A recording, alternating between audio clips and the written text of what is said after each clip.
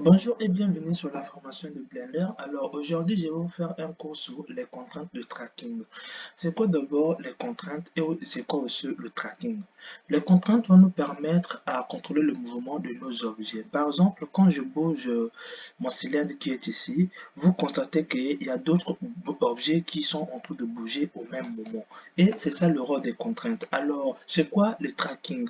Le tracking va nous permettre à faire à nos objets de suivre d'autres objets.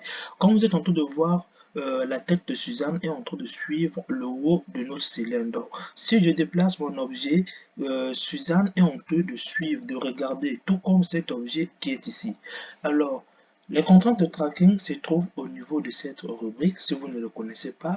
Et lorsqu'on entre ici, on a plusieurs types de contraintes. Dans ce cours, je vais vous expliquer ces contraintes. Alors, et j'ai fait ce projet parce que j'ai utilisé tous les contraintes de tracking. Pour cela, on va refaire ce projet tout ensemble. Je clique sur File et je viens sur New. Je clique sur Général pour créer un nouveau projet. Pour cela, comme je vous ai dit, les contraintes se trouvent au niveau d'ici et on a plusieurs contraintes. Le premier contrainte que je voudrais expliquer, c'est le contrainte clap qui permet de déplacer un objet sur une courbe. À ne pas le confondre avec ce contrainte qui fait aussi la même chose. Mais à la différence, ces contraintes est utilisée lorsque votre objet utilise ces contraintes. Donc, si votre objet utilise ces contraintes et vous voulez le faire déplacer sur une courbe, vous devriez venir prendre ces contraintes. Ça, c'est hors à part. Ça, c'est l'objet du prochain cours. Alors, pour cela, on aura besoin d'un cercle qui aura du type courbe et aussi on aura besoin d'un cylindre. Je supprime, je viens ici, je cherche un cercle. Donc, une courbe de type cercle. Alors, j'augmente un peu la taille. Ce qu'il nous reste à faire, c'est de déformer le cercle afin qu'on puisse bien voir les mouvements. Pour cela, je vais passer en mode Edit ici. Et je vais sélectionner, je passe en vidéo, je vais prendre seulement cette partie. Alors, une fois que j'ai sélectionné ces côtés, ce qu'il nous reste à faire maintenant, c'est de déformer notre courbe. Donc, moi, je vais faire GZ. Comme ça, je vois bien que ma courbe est bien déformée. Pour cela, je vais revenir en mode objet et ce qu'il nous reste à faire, c'est d'ajouter un cylindre. Pour cela, je viens ici, je clique sur Mesh et je vais chercher mon cylindre. J'ai diminué un peu la taille pour ne pas que ça prenne de la place et CZ pour augmenter la hauteur. Maintenant, je vais donner à cette cylindre la capacité de se déplacer sur cette courbe. Alors, je viens sur les contraintes ici, je clique sur Clamp. Maintenant, là, ce qu'il nous reste à faire, c'est de cliquer ici et d'aller chercher la courbe auquel nous voulons déplacer notre objet. Donc, moi, je prends cette courbe. Automatiquement, votre objet s'est mis sur la courbe. Maintenant, si vous déplacez votre objet ne peut pas faire deux tours, ça ne fait que faire un tour. Pour cela, je vais déplacer cet objet. Comme vous le voyez, mon objet ne fait pas deux tours, ça ne fait que un tour. Pour que vous puissiez faire plusieurs tours, vous deviez cocher ici. Ça va faire jusqu'à, je dirais même à l'infini. Donc, comme vous le voyez, maintenant, la deuxième des choses, je vais vous expliquer maintenant le contrainte dump. Le contrainte dump permet de pointer votre objet sur un autre objet. Alors, je vais créer un objet auquel je vais donner ce contrainte. Donc, je viens ici, je cherche, je prends par exemple un cube. Donc, je veux que mon cube puisse regarder le centre de mon cylindre. Pour cela, j'aurai besoin de lui donner ces contraintes. Alors, une fois donné ces contraintes, vous allez cliquer sur le pinceau, allez choisir l'objet auquel vous voulez que votre objet puisse regarder. Donc, moi, je fais ici. Comme vous le voyez, vous n'allez pas constater grand-chose. Le, la courbe est en train de regarder, mais à quoi servent un peu ces paramètres qui sont ici? C'est que quand j'ai dit Y ici, c'est la face Y qui est en train de regarder le centre de mon objet. Pour bien voir les axes, vous cliquez ici dans cette rubrique et vous descendez sur Viewport Display. Ensuite, vous cochez Axe. Vous allez voir les axes de votre objet. Comme vous le voyez ici, il y a Y qui est là, la face Y qui est en train de regarder le centre. Je peux le changer. Il suffit de cliquer sur l'objet, de revenir sur les contraintes Et je veux prendre par exemple la face X puisse regarder le centre. Donc, je clique sur X. Comme ça, vous allez voir. Et lorsque vous déplacez votre objet, vous allez voir que la face va continuer toujours à regarder le centre de cette cylindre. Alors, le prochain contrainte, c'est que je vais vous expliquer, c'est ces contraintes. Ces contraintes est bien compréhensible si on utilise par exemple l'effet d'éléments. Pour cela, on va créer un objet sous forme d'élément pour donner juste l'explication. Donc, je passe en vue d'en haut. Je vais créer un objet à 4 faces. Donc, un cercle auquel je vais dire que pour voir le cercle, je viens cocher ici. Vous allez voir le cercle. Ensuite, vous venez ici, vous diminuez le nombre de faces. Vous dites que ce sera 4 faces. Et lorsque vous voyez, c'est un losange. Pour cela, on va redimensionner un peu la taille, on va le transformer. Donc, vous venez ici, vous allez cliquer sur Mode Edit. Une fois que vous avez fait, on va augmenter un peu la longueur. Il suffit de cliquer, il suffit de sélectionner le point.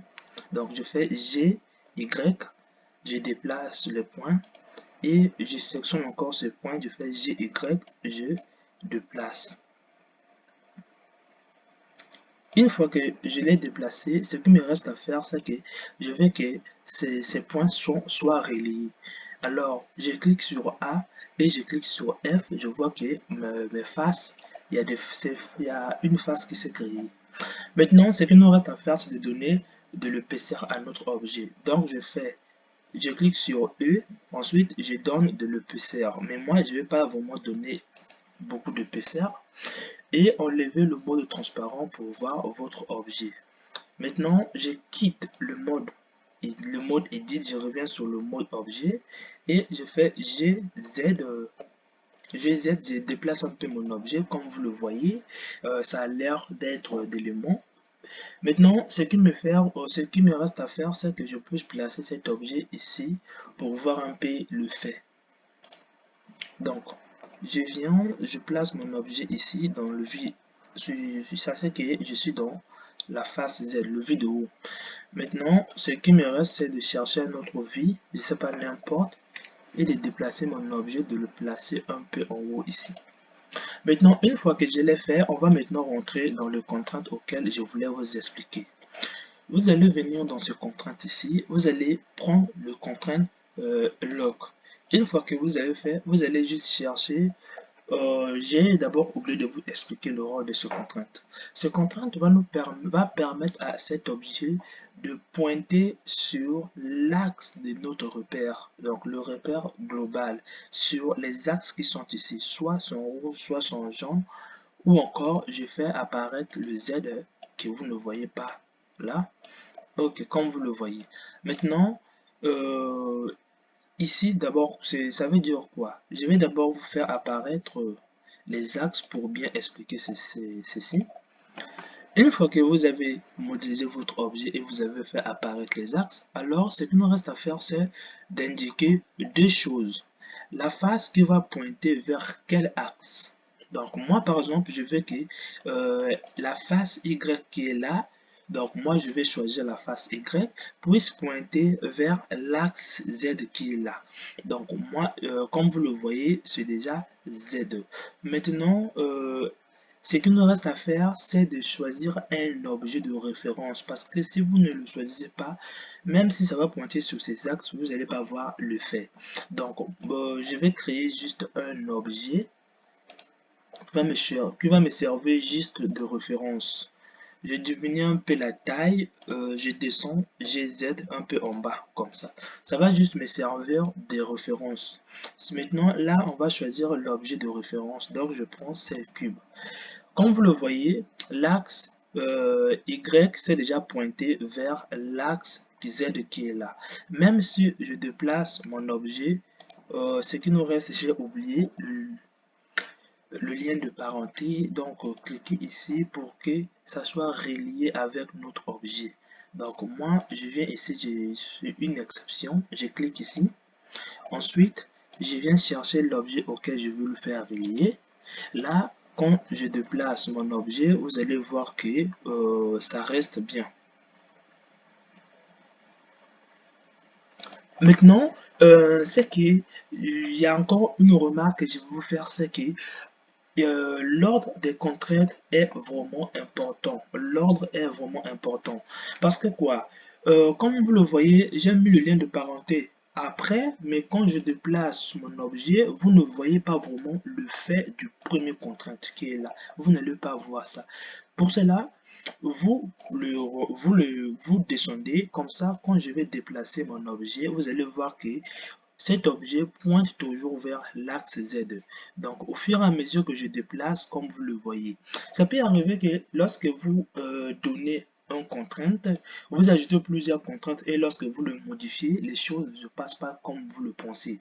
Il suffit juste de supprimer le contrainte qui vous dérange et ensuite vous l'ajoutez. Comme ça va se remettre, le problème va se remettre. Alors, comme vous l'avez compris, même lorsque je déplace mon objet est toujours pointé vers cet axe. Déjà là, vous avez déjà l'idée des aimants. Alors, le deuxième contrôle, le troisième contrainte, c'est le contrainte qui permet de déformer un objet lorsque ça s'approche ou lorsque ça s'éloigne. Pour cela, on va créer un tore. Donc, je viens sur Mesh et je rentre sur Tourist. Maintenant, je vais juste le positionner sur la courbe. Donc, je passe en vue d'en haut, je clique sur G, je déplace mon objet, je viens le poser ici. Ensuite, je change de vue pour voir un peu la hauteur. Donc, je viens ici, je clique et je fais juste une rotation. Bah, je vais faire ça suivant Y. Donc, je clique sur moins Y. Je fais une rotation ici. Une fois que j'ai fait la rotation, ce qui me reste maintenant, c'est de donner le contrainte. Maintenant, vous allez choisir le contrainte parce que nous sommes au niveau d'ici. Et lorsque vous choisissez, vous allez maintenant choisir l'objet qui va permettre à déformer votre objet. Donc moi, je vais prendre le cylindre. Quand le cylindre va s'approcher de cet objet, ça va se rétrécir, ça va diminuer, son volume va diminuer. Et quand cet objet, mon cylindre, s'éloigne, vous allez voir que votre objet va s'étirer. Donc, je ferai G, comme vous le voyez, mon objet s'étire et quand s'approche, ça rétrécit. Ça peut être utilisé pour les habits, vous étirez les habits. Sachez que c'est un peu difficile à prendre en main parce que ça déforme totalement votre objet. Comme vous l'avez compris, quand je déplace mon objet, ça rétrécit et quand je l'éloigne, ça s'étire. Maintenant, le dernier contrainte, c'est le contrainte qui est le plus important parmi les contraintes que je vais vous expliquer ici. Ça sera même utilisable pour la caméra. Lorsque vous voulez que la caméra puisse regarder un objet, il est mieux de venir utiliser cette contrainte. Cette contrainte est à peu près similaire aux contraintes qu'on a mis sur cet objet. Comme vous le voyez bien, c'est à peu près similaire. Donc, on va créer ce Suzanne ici. Donc, je viens sur Add, je clique et je viens sur Suzanne. Je fais GZ pour déplacer un peu. Maintenant, ces contraintes aura la même effet que ces contraintes. Ça veut dire quoi? Ça va permettre à notre objet de regarder un objet, mais à une seule condition, notre objet ne peut pas tourner sur elle-même.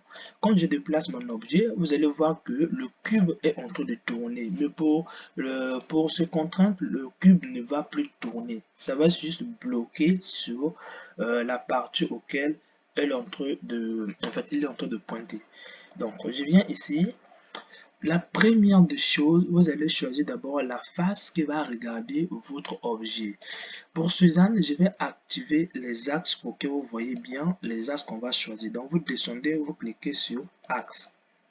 Comme vous le voyez, la face de Suzanne se situe sur la partie moins Y. Parce que c'est la face auquel que je veux que ça regarde.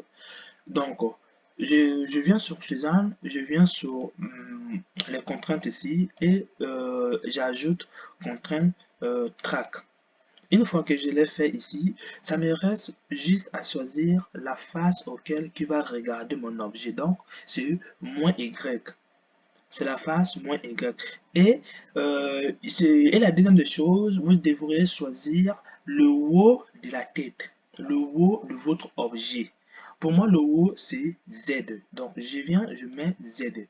La dernière des choses, indiquez juste l'objet auquel Suzanne va pointer ou encore votre objet va pointer. Donc, je clique ici.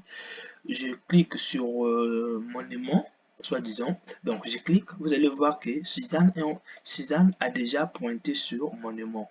Maintenant, la différence est encore, lorsque je tourne mon objet, vous allez voir que Suzanne ne tourne pas sur elle-même. Il ne fait que voir,